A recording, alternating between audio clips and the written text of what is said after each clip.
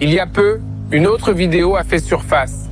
Elle montrait des otages israéliens, les yeux creux, la voix tremblante, plaidant pour leur vie. La peur qui se dégageait de leur voix était indubitable, et leurs paroles étaient destinées non seulement à leur famille, mais aussi à nous tous.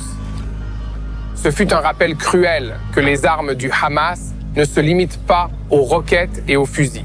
Il utilise la peur, la manipulation et des tactiques psychologiques pour mener une guerre dans l'esprit et le cœur des Israéliens. Il ne s'agit pas d'une guerre ordinaire, il s'agit d'une guerre psychologique et le Hamas l'utilise pour tenter de briser notre esprit. Je suis Yair Pinto et ceci est My State, une émission sur les événements actuels, ma croyance en Dieu et mon voyage en Terre Sainte. La stratégie du Hamas ne s'est jamais limitée au champ de bataille. Dès le début de la guerre, il a eu recours à la manipulation psychologique pour affaiblir Israël, tant sur le plan militaire que sur le plan émotionnel. À présent, avec la capture d'otages israéliens, ils ont porté cette guerre à un tout autre niveau. Aujourd'hui, nous ne parlons pas des soldats qui se battent sur le front. Nous parlons de la guerre qui se déroule dans nos esprits. Une guerre qui pourrait être tout aussi dévastatrice si nous la laissions faire. Imaginez un peu, des documents récemment saisis par les forces de défense israéliennes, provenant de nul autre que le chef du Hamas, Yehia Sinwar, révèlent une vérité effrayante sur leur stratégie de guerre psychologique. Ces documents décrivent un plan délibéré visant à utiliser les otages comme des pions, non pas pour parvenir à la paix, mais pour épuiser Israël et reconstruire les capacités militaires du Hamas à Gaza. La stratégie est claire. Le Hamas n'a que faire d'une fin rapide de ce conflit. Il entend faire traîner les négociations, prolonger les souffrances des otages et de leurs familles, tout en regagnant les forces qu'il a perdues dans cette guerre. Leur but est d'exploiter l'humanité d'Israël, notre amour de la vie, notre désir de protéger notre peuple et d'en faire une arme contre nous. L'une des tactiques les plus inquiétantes révélées dans ces documents est la manipulation des familles des otages par le Hamas. Ils publient des vidéos déchirantes mais réconfortantes d'otages israéliens implorant la vie sauve. Mais il ne s'agit que d'appels à la survie.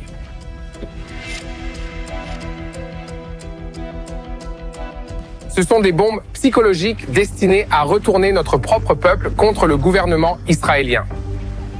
L'objectif du Hamas est simple, faire en sorte que les familles reprochent à Israël de ne pas en faire assez, les rendre suffisamment désespérées pour qu'elles acceptent n'importe quel accord, même s'il ne fait que renforcer le Hamas. Et ce ne sont pas seulement les familles qui sont visées. Le Hamas joue un double jeu. Aux yeux de la communauté internationale, il se présente comme une victime. Il crie à la souffrance à Gaza, blâmant Israël pour chaque victime civile, tout en oubliant commodément son propre rôle dans le déclenchement de cette guerre et l'utilisation de ses propres civils comme boucliers humains. Il s'agit là d'une guerre psychologique des plus brutales. Des vidéos, des campagnes sur les réseaux sociaux et même des fuites soigneusement programmées dans la presse. Tout cela était conçu pour créer la peur, la division et le chaos. Et quel est l'objectif? Isoler Israël, briser notre unité et nous faire douter de notre propre force.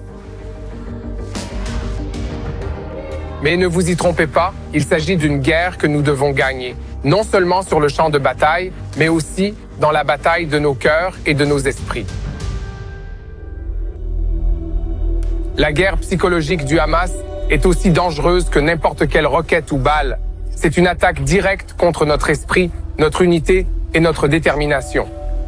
Mais nous ne devons pas les laisser gagner. Nous devons rester forts, non seulement pour nous-mêmes, mais aussi pour ceux qui vivent ce cauchemar, pour les familles déchirées par ce conflit et pour l'avenir de notre nation. Mon collègue Mati Shoshani, de notre série In Our Neighborhood, a rencontré Eitan Gilboa pour discuter de la guerre psychologique utilisée par le Hamas dans cette guerre. Professeur Gilboa, beaucoup de gens, lorsqu'ils pensent aux événements du 7 octobre et à tout ce qui s'en est suivi, ne réalisent pas qu'un élément important de ces événements est un aspect de la guerre psychologique. et vous êtes un expert en la matière. J'aimerais connaître votre point de vue sur l'importance de la guerre psychologique dans la guerre que nous menons.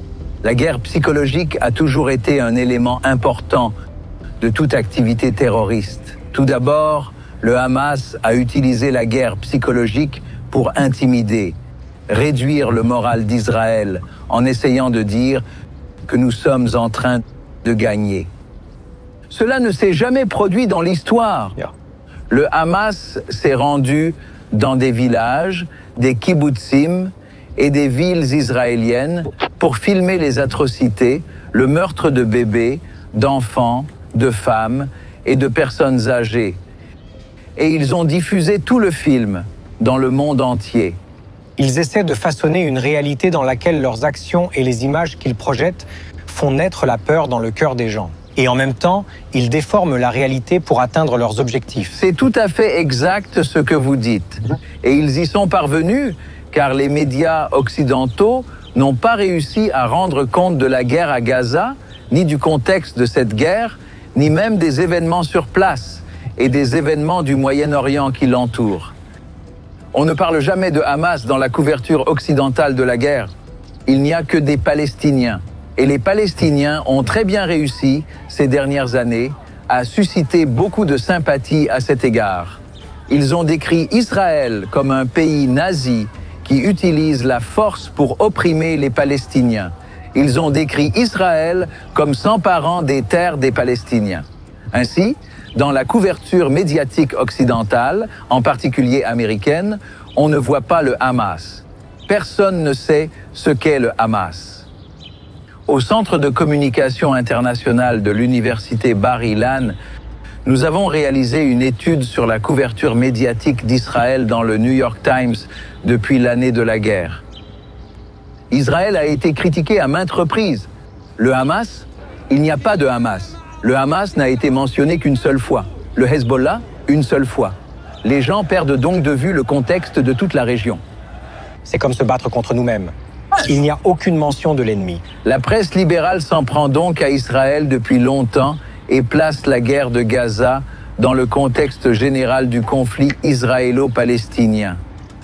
Ainsi, lorsqu'elle parle de la guerre de Gaza, elle ne parle jamais du Hamas. Elle parle toujours des Palestiniens, de la guerre d'Israël et des Palestiniens. Le Hamas a utilisé très efficacement la diplomatie publique, qui est la stratégie externe visant à influencer l'opinion publique dans le monde entier. Il a par exemple exagéré le nombre de victimes civiles. L'ONU l'a admis que récemment. Il n'a jamais fait de distinction entre les civils et les combattants. Ils disent donc que le nombre de victimes à Gaza est de 20 000, puis 40 000.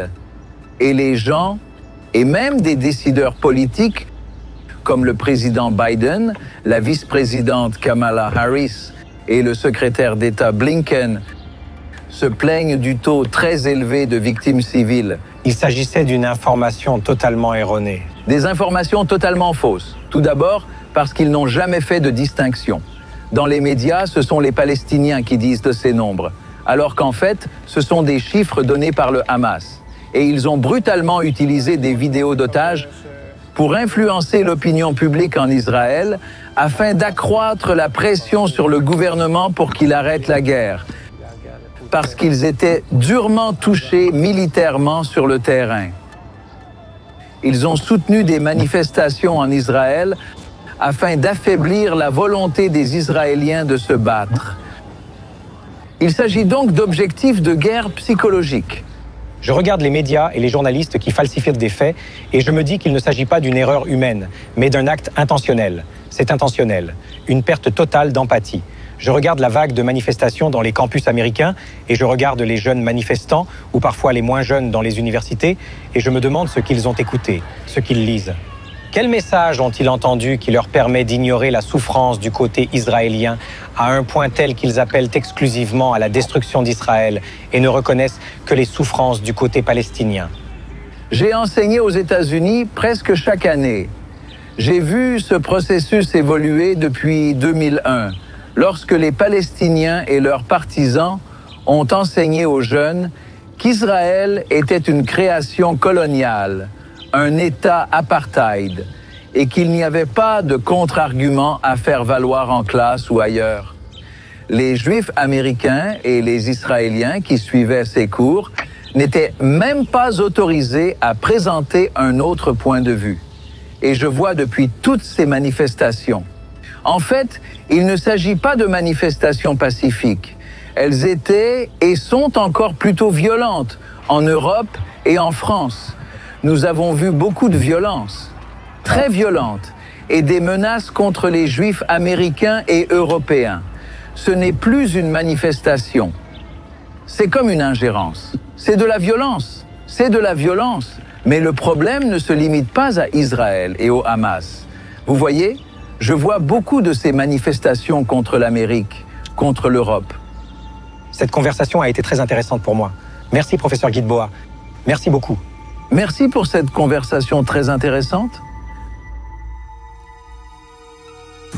Regardez autour de moi.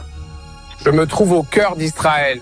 Et bien qu'il ait été attaqué pendant près d'1 an par de multiples organisations terroristes, le peuple israélien célèbre la vie. Ils vont à la plage. Ils aiment s'asseoir sur l'herbe. Dieu est avec nous. Nous sommes pleins d'espoir et nous sommes résistants. Unissons-nous dans la prière pour les otages, pour la sécurité de tous les soldats de Tsahal qui se battent pour assurer la sécurité de nos frontières. Unissons-nous dans la prière pour que Dieu prenne le contrôle de cette situation et que, grâce à lui, nous gagnerons cette guerre. Prions pour la paix à Jérusalem.